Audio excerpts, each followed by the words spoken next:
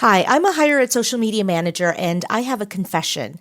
I was really curious to know how the Rival IQ and Quid list of top performing schools on social media was determined. So I asked Matt Gerrish of Quid to come on to the podcast and give us the tea.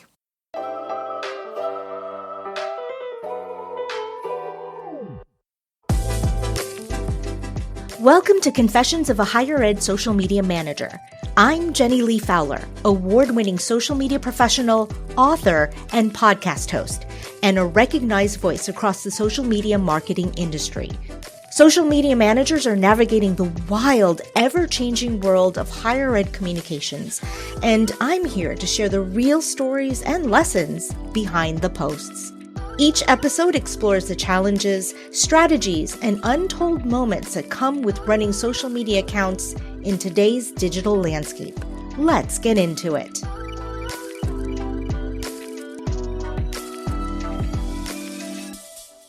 Hey, Matt, so glad you can join me on the podcast. Hey, thanks for having me. Matt, you used to be a higher ed social media manager. Can talk about that experience? How was it for you? Yeah, for sure. I actually did it for more than 10 years, coincidentally. I worked at two different institutions over that time. The first one was at my alma mater, Weber State University, go Wildcats. And then the other one was actually at a competitor of Weber State about an hour north up in Logan, Utah at Utah State University. I spent 3.5 years managing their flagship social media accounts as well. It definitely was like simultaneously the most rewarding, but also the most stressful period of my career. Yeah, I can totally relate. Since you mentioned that, going into industry, would you say it's less stressful? Where I'm at now, definitely in a lot of ways. It's just very Nice. different. I feel like in a lot of ways I'm more on the agency side of the house now. So I still get to kind of keep my finger on the pulse of social media management. I get to stay in touch with what the higher education people are doing through this report, which is really nice. It's stressful in its own unique ways, but higher education social media management is its own unique beast, as you well know. So Beast is a great way to describe it. But yeah, this past year, actually, you created the Rival IQ plus Quid 2024 Higher Education Social Media Engagement Report. Could you talk about your process in creating this report? yeah, for sure. If it's okay, I'll tell a short little story to kind of give Please. some context to like Yeah. how I became involved in this report. Because in my first year up at Utah State University, it felt like we were having a lot of success with our social media engagement, like more than I had encountered in my first, 6.5 years of doing this line of work. And so I was kind of on pins and needles on the release of this report from RivalIQ. Like I had seen it for a few years in a row as Mm. a consumer, like everybody else, and it was always kind of like looked forward to it. But this year I was like really looking forward to it because I was like, okay, I feel like we're doing really well. I want to see how high we are on the rankings because it's my first full year at this new institution. And the report came out, and you can imagine my disappointment when USU wasn't even on the list. Mm. Like they were accidentally omitted from the report entirely. They were not ranked anywhere. So I actually shot a LinkedIn message over to the folks over at RivalIQ asking if Oh, they didn't mind nice. adding USU to the list for the next year so that I could at least get it the following year. And they were so kind and so gracious enough that they not only worked it in, but they instantly worked it in, reran the numbers, and republished the report with fresh rankings with Utah State included. From what I later learned, they did a full audit of all of their universities that they included in the report to make sure that there weren't any others that they may have accidentally missed, which is great. Oh, interesting. So since then, do you think it's more comprehensive? Because it never occurred to me that maybe in the past you didn't include a university.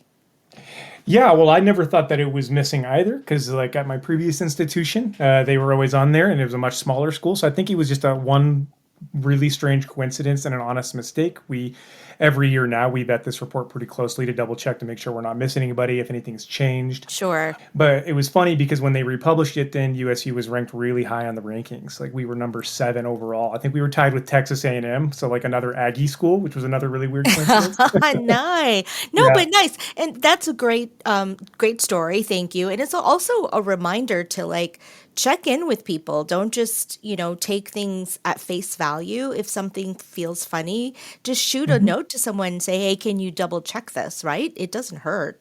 Yeah, it The never hurts to advocate for yourself for sure. And like then the Exactly. next year, we jumped up even higher on the rankings, and Through that, coincidentally, just like from talking to the people at Rival, I was eventually able to join them on a handful of their webinar series that they used to host, where they'd bring in higher ed social media managers and talk about how they do so well and what their successes are. And that eventually led to me joining their team. One thing kind of led to another that I made the jump. And now I get to take part in the creation of this report. I just kind of helped with it for a couple of years. And then this year I fully took it on and helped kind of crank it out. And it was a lot of fun to just kind of see how it was made. I love that because you never know what a networking, what an email can turn into a networking opportunity, and a networking opportunity will turn into a future, job opportunity. So that's a great story. So Yeah, 100%. So thanks for indulging me there, because that's kind of like, no, I love that story. It's a great story. But do tell us, now that you're on the other side of the fence, I guess I can say, what is the process? Can you give us a sneak peek of what it looks like creating that list?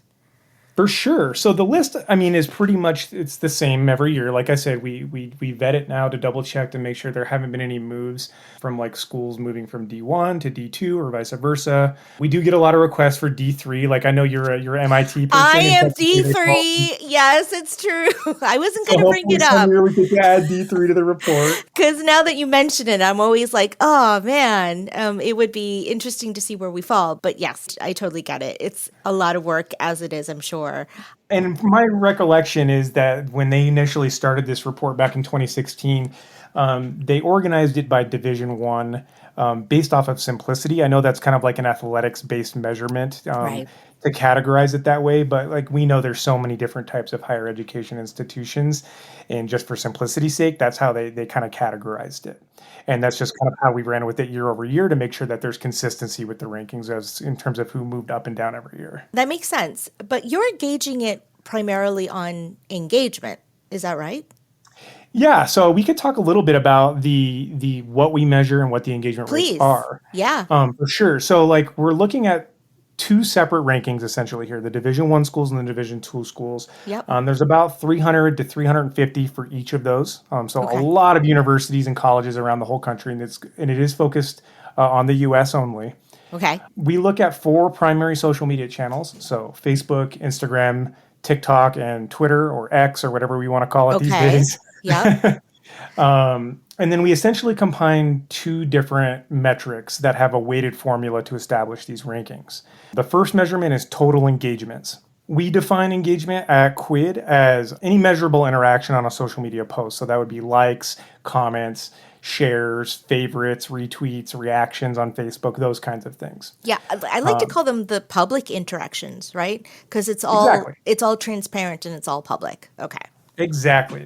So that's kind of focuses on volume, right? The total number of engagements that an institution generates over the course of a year across the four main social channels. The second metric that we look at is engagement rate. And if you're familiar with engagement rates, those are measured in a variety of different ways. We do this because, as we all know, like every institution has like a vastly different audience size, and the scope of like their follower accounts can be very big compared to very small. And how do you compare a local two-year community college to Ohio State University, right? Right. Like it's really hard to stack those against each other in rankings. So we use this to kind of help normalize that engagement volume a little bit, and it allows smaller schools to shine, which is nice. Yeah, and you try to make it more apples to apples comparison because you can't, it's not it's not completely, equal, if not, right? Exactly. It's not at all. And that's why we use both of those two different metrics. And we essentially give scores to each of those metrics for each of the four social platforms. So we okay. end up with essentially 8 different scores that we then combine together, and that's how we get the overall ranking. But we do them for the individual platforms as well. If you've looked at the report, you can see where you ranked on TikTok, for example, compared to where you ranked on Yep. Facebook compared to where you rank overall. So it's a really cool way to kind of see like what schools are performing really well in what areas. You can kind of glean where certain marketing and communication teams' priorities lie with what social channels. There's a lot of stuff that we look at. That's just one component of it.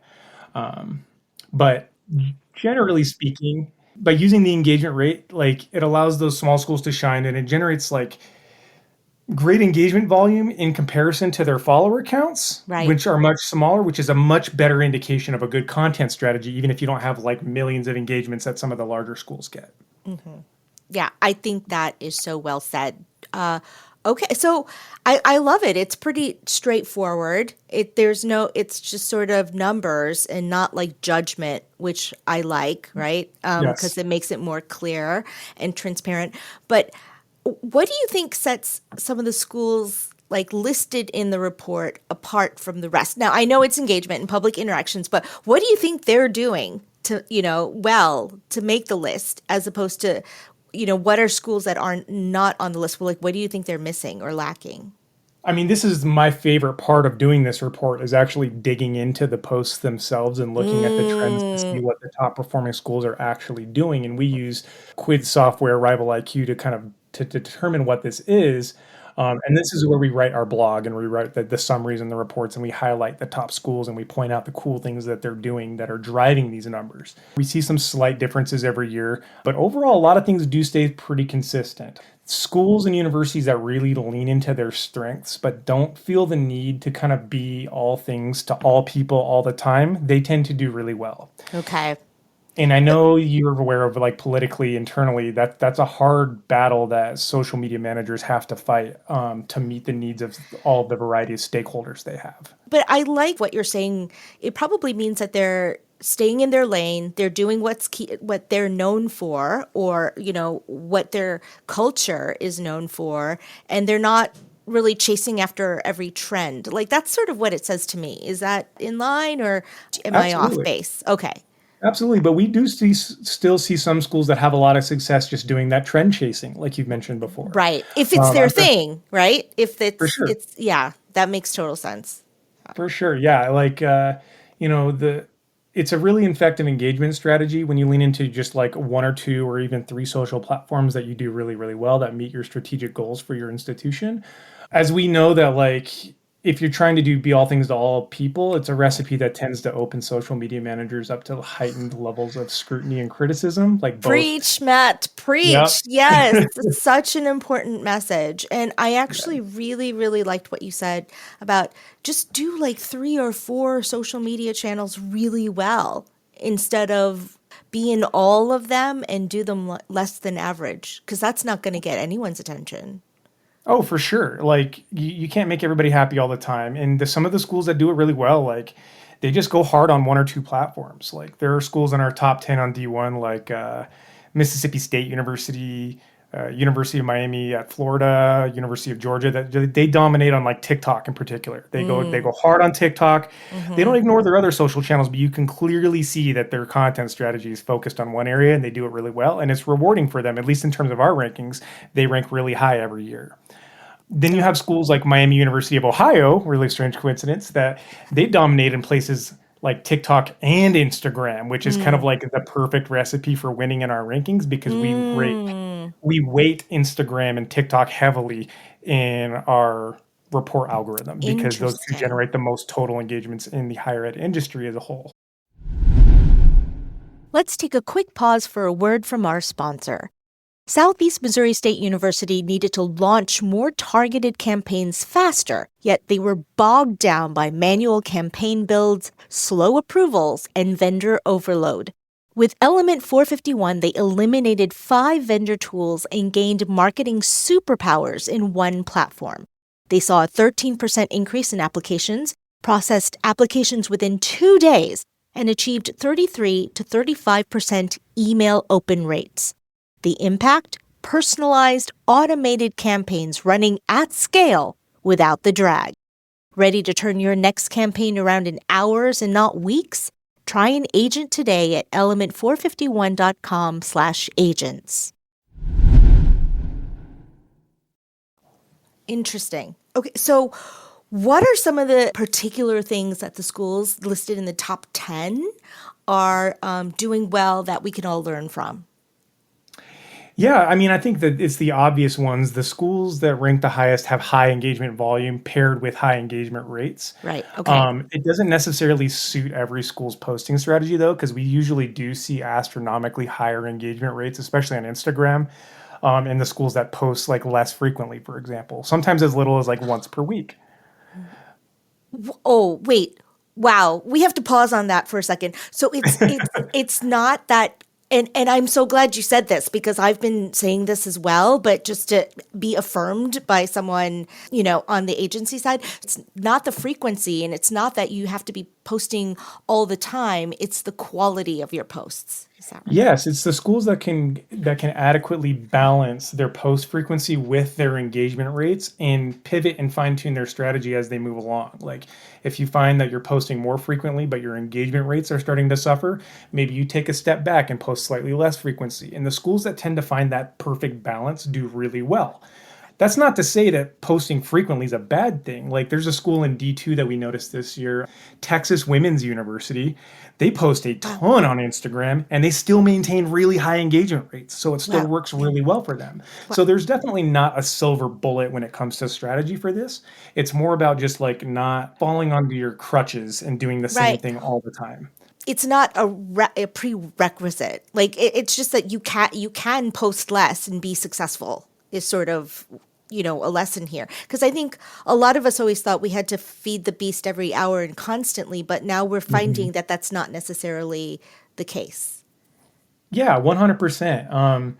And that's just like from a post volume and frequency perspective. But in Right. terms of like content strategy, there are definitely some tried and true things that we do see every single year in higher ed that Yeah, continually work. tell You us know, please. Yeah. yeah. So those clear winning moments, like, and I don't want to go too athletics heavy on this stuff as much as I can avoid it, but it is kind of undeniable. Like the Yes, it institutions that is. post. It's true. You can't really, like tiptoe around that. It's a big thing.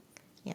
Absolutely. Like, the winning moments, whether it's not just athletics like championships or even just university milestones, rankings, things like those are notoriously just big hitters that are just good engagement drivers, but we know that those aren't going to be reliable and something that you consistently can work and plan for in your Hmm. content schedule. Hmm. So going hard on those when those opportunities present themselves they really behoove them, and even to invest things in like money into boosting posts if it's in your budget to do so for Okay. those types of winning moments is something to try to set aside for and plan for.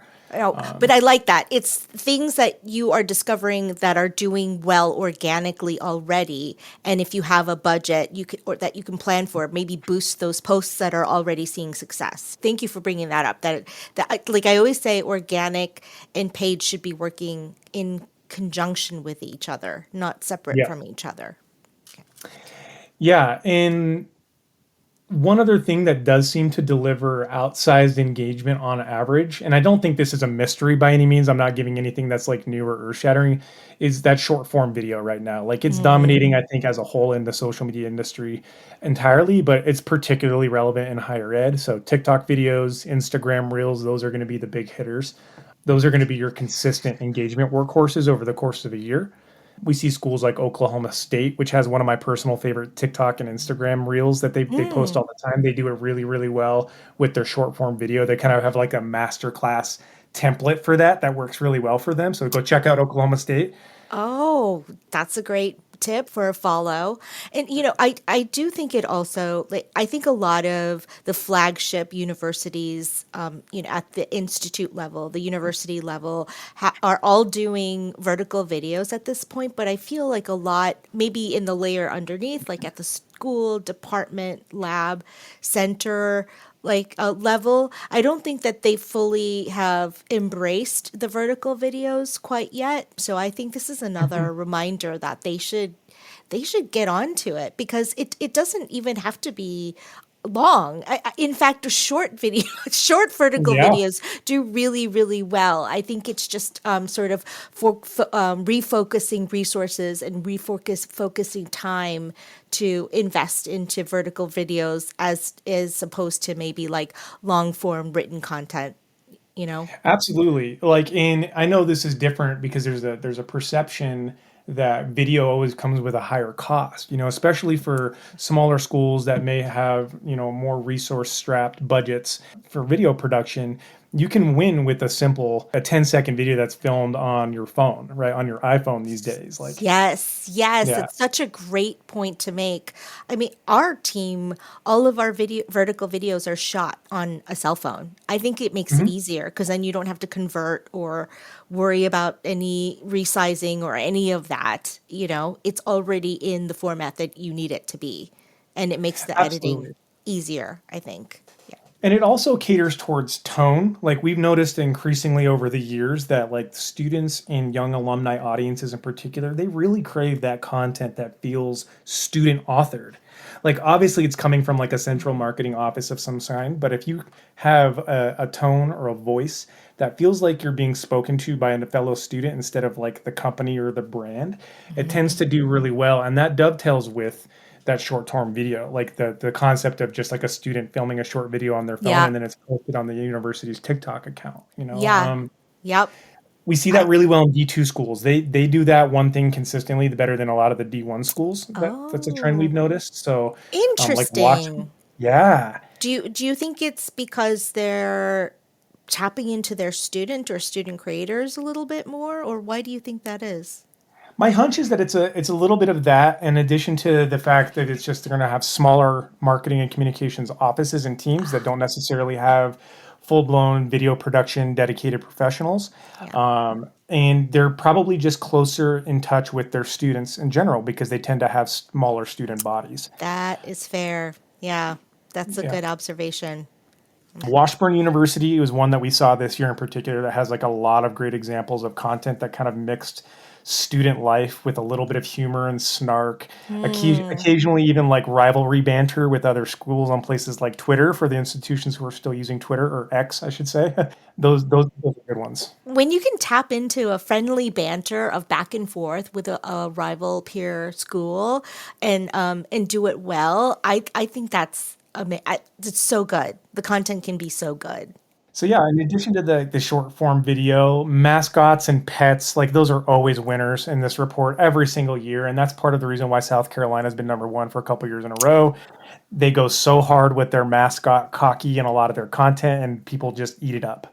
Yeah, no, that was one of my questions was what makes the number one school stand out so much? But what are they doing with their mascot? Is it, do they just do series with him, certain series, or is it just, one-off videos that they always feature him in? He seems to be featured pretty regularly with anything related to basketball and football. But what the one thing that seems to go viral for South Carolina every single year is their commencement ceremonies. They have this tradition with Cocky, their mascot, like not walking down the aisle. It's not a wedding, but I'll share the link with you, or I, you I can share get with your you. audience. And Okay. they do it every year, and people just eat it up. So it's kind of like a balance of their mascot plus like tradition. It's something that's Ah, expected, and everybody really gets into it. We see other schools that really go hard on their mascots that get a lot of engagement, like BYU. Their mascot, like pretty much any piece of content that he's featured in, like it turns to gold, like instant viral hit every time. So they take a much more measured approach, and instead of blasting the internet with tons and tons of posts about their mascot, they keep it few and far between, so that there's like an anticipation that builds for the next mascot, and then oh, it's a big hit when it gets released. So there's a lot of strategies with how schools handle their mascots, and I know a lot of it also interesting. boils down to access. Some schools don't necessarily have direct access to their mascots very easily, Mhm. depending on the nature of their marketing and communications teams and what relationships they have with athletics. I know that can be very politically difficult Yeah, internally. it's So, weird why that can be political. And also, I think one thing I've learned is that not all schools have as many mascots. I mean, I know that sounds right. funny, but I mean, I know there's one mascot, but there's like a team that portray the mascot at different games and different, Yeah. sporting events and different occasions. So it's not just one person. So that can make a difference too. Anything else to mention that South Oh, Carolina so is? much. I could bore you to death all day. How much time do No, we have? please. I want to hear more. Like, what are they doing that we all can learn from? One tried and true thing, and this seems to be a trend that has stayed true since even in my earliest years as a social media manager in higher ed, even up to now, is despite all the changes in social media over the past 15 years, this one consistently is always a winner, and it's just campus scenery, Yeah. Yeah. beautiful photos of campus, So landscapes, true. aerial photos, like those are always good hitters. That just consistently hasn't changed. If anything, it's just gotten better over time as more schools have had access to things like drones and stuff like that.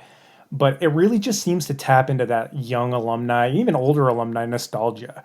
Like they're always big winners on Facebook, on Instagram, just because of the visual component. But Facebook with the older audiences and the older alumni, like it's just kind of like a good strategy that all social media managers can work into their content schedule, even if it's just like once Totally. per season. Well, this time of year in the Northeast, we really, go full out on the fall foliage because we can. Autumn on campus type posts do really well. But Mhm. I'm also surprised at how well like squirrels on campus photos do well. Have you seen Yep. those? Or a rainy day on campus footage does so Yep. well too. And I think it's because of exactly what you said. I think it's the sort of the nostalgic, like you're romanticizing, you know, that day or that scenery, but definitely nostalgia.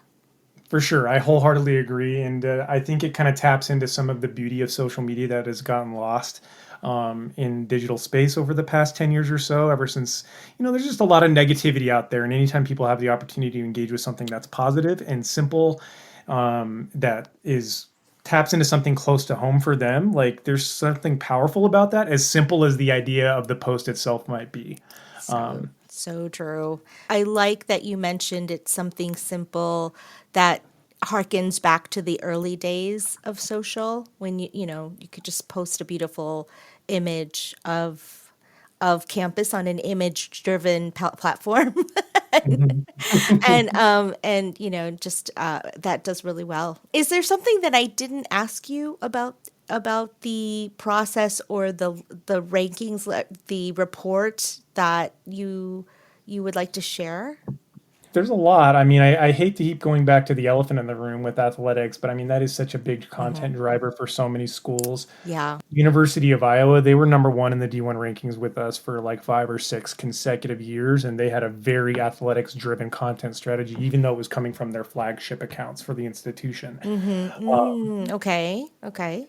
But we know that doesn't fly internally with most schools. So, but the, how do I It is a describe it better? it is a big driver though. It athletics is for D1 schools especially Yeah. is successful content.